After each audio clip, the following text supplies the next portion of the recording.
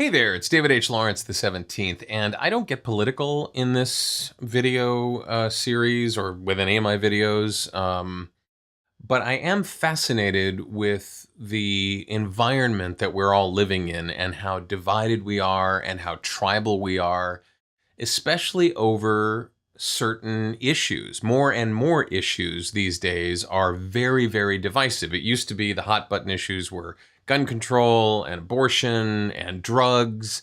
And, they remain hot button issues, but there's so much more.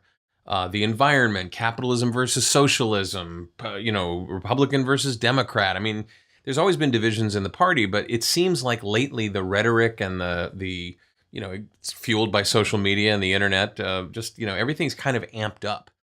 And I went looking online to try and figure out if there was some way to describe this whole framework as to why things are so, at odds these days. We're at odds with each other. If we disagree with something, we can't do it respectively. We have to demonize everybody who doesn't agree with us. And it's interesting because a long time ago, a guy by the name of Joseph Overton created something called the Overton Window.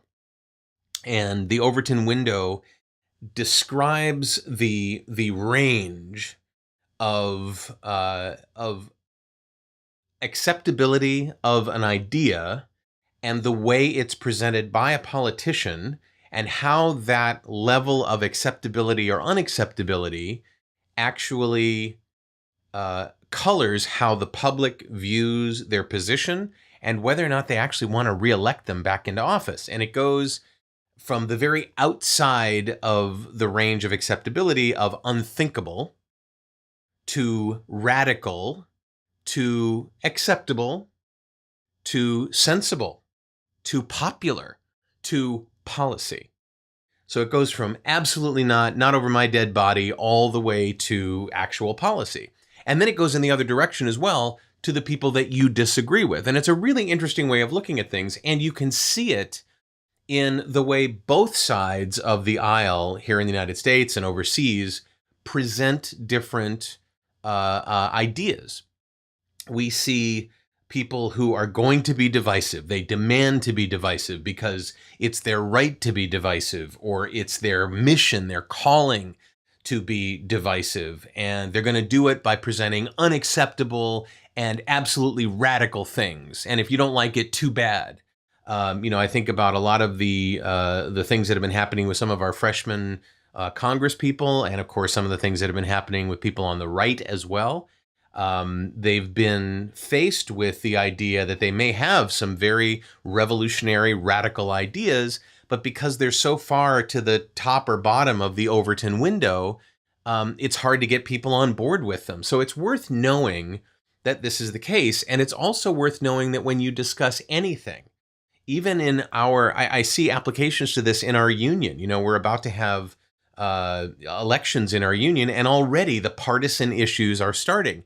People are being egregiously dramatic about this sort of thing. And, part of it is actors love the drama.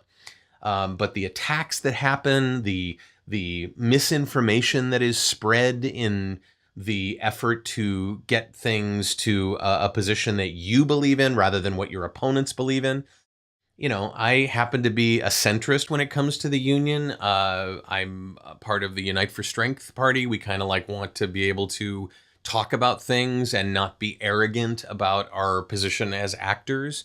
And there's a faction within the union that is just vehemently opposed to any sort of conversation like that. They want to go back to the days where actors had their own union and nobody else was allowed in.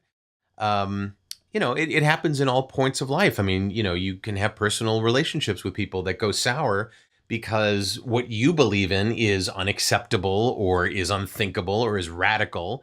And even though there are some things that you have with other people that are very acceptable and popular and sensible, and in fact, you agree totally on them. So it's just an interesting way of looking at things, and it's the kind of thing that makes you understand that if people were able to reframe issues in a way that made those across the aisle from them or in disagreement with them a little less apt to consider those things unthinkable or radical, but more worth conversing about, we might have more calm and reasonable conversation. I don't know, but it was interesting to read about the Overton Window.